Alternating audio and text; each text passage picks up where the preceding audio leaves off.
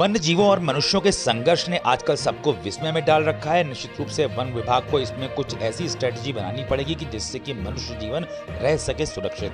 बीते दिनों आपने सुना होगा कि बिजनौर में तेंदुए का हमला, बिजनौर में लकड़बग्घे का हमला, इस तरह की तमाम खबरें सामने आई। अब बिजनौर से सटे हुए डिस्ट्रिक्ट अमरोहा में भी तेंदुए का हमला आम हो गया है। बीते बृहस्पतिवार को अमरोहा में एक व्यक्ति जिसकी बगनी होने वाली थी, वो रात को 8 बजे मोटरसाइकिल से लौट रहा था। उसके ऊपर तेंदुए ने अचानक से हमला कर दिया और उसके बाद उसने उसको खींच करके वहां पे ले गया, झाड़ियों में ले गया। तभी ये कोई गाड़ी वहां से गुजर रही थी, उस गाड़ी के हॉर्न को सुन के और उसकी लाइट को देख करके तेंदुआ भागा और इसी दौरान उस घायल व्यक्ति ने, जिसकी उम्र 26 वर्ष बताई जा रही है, उसने अपने घर परिजनों को फोन लगाया और अपनी बात उसने बताई कि तेंदुए ने हमला कर दिया इस जगह पे। और ये कहते हुए वो हो गया बेहोश और उसके परिजन लाठी डंडों के सहित वहां पे पहुंचे और उन लोगों ने उसको तुरंत जाकर के उसको उपचार के लिए ले गए, जहां पे उसकी हालत नाजुक अभी भी बनी हुई है। आपको डिटेल में बताते चलें कि अमरोहा के नौगावा सादात सीमा से सटे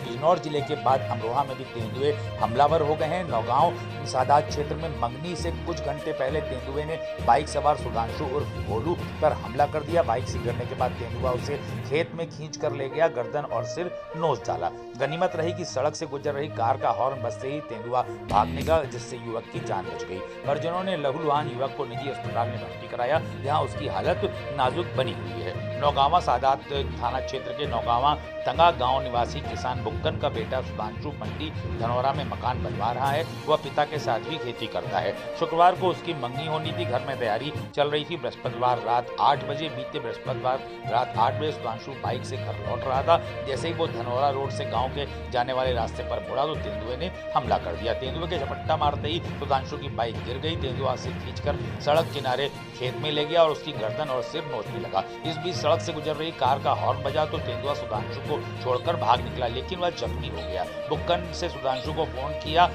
ने फोन किया सुधांशु को, मतलब अपने बेटे को फोन किया, तो उसने तेंदुए के हमले की जानकारी दी और बेहोश हो गया। बुक्कन ग्रामीणों के साथ लाठी डंडे लेकर मौके पर पहुंचा, जहां सुधांशु उसे लहूलुहान हालत में पड़ा हुआ मिला। परिजन सुधांशु को लेकर अमरोहा के सामुदायिक स्वास्थ्य केंद्र पहुंचे, जहां प्राथमिक उपचार के बाद उसे निजी अस्पताल में भर्ती कराया गया। सुधांशु की हालत नाजुक बनी हुई है। उधर तेंदुए के हमले की जानकारी मिलते ही वन विभाग की टीम मौके पर पहुंची और छानबीन करने के बाद भी तेंदुए का पता नहीं चला। वन विभाग के अधिकारियों ने ग्रामीणों से सतर्कता बरतने की अपील की है। 6 दिन पहले जैकेट कारीगर पर भी हमला हुआ था। 6 दिन पहले नौगावा तंगा गांव निवासी जैकेट कारीगर कासिम नौगावा सादात नई बस्ती से खाना लेकर लौट रहा था। गांव के रास्ते पर मेहंदी रजा व जीवा राम का आमने सामने बाग है आम का। कासिम बाग के बीचों बीच पहुंचा, उसी वक्त तेंदुए ने बाग से निकलकर उस पर कर दिया हमला। तेंदुआ कासिम का पैर मुंह में भरकर खींचने लगा। इस दौरान कासिम की बाइक नहीं गिरी और उसने तेज रफ्तार बढ़ा दी, जिससे उसकी जान बच गई।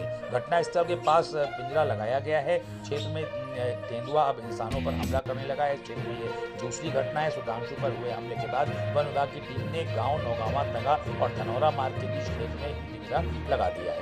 वन विभाग के लोगों को सतर्क रहने की अपील वन विभाग के लोगों ने करी है। तेंदुए द्वारा युवक पर हमला करने की बात सामने आई है। इसके बाद नौगावा क्षेत्र में टीम ने अलर्ट घोषित कर दिया है। घटनास्थल के पास खेत में पिंजरा भी लगा दिया गया है।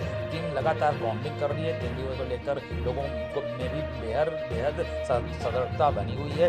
यदि कहीं भी तेंदुआ दिखाई पड़ता है तो इसकी तत्काल सूचना वन विभाग को दी जानी चाहिए। लेकिन सबसे बड़ी बात है कि जहाँ पे जिन क्षेत्रों से जंगल जुड़े हुए हैं, जैसे कि अमरोहा, बिजनौर, बरेली, इसमें देखिए काफ़ी लंबे ग्रीन बेल्ट्स आपको मिलेंगे। तो इसमें तेंदुआ मूवमेंट करता है।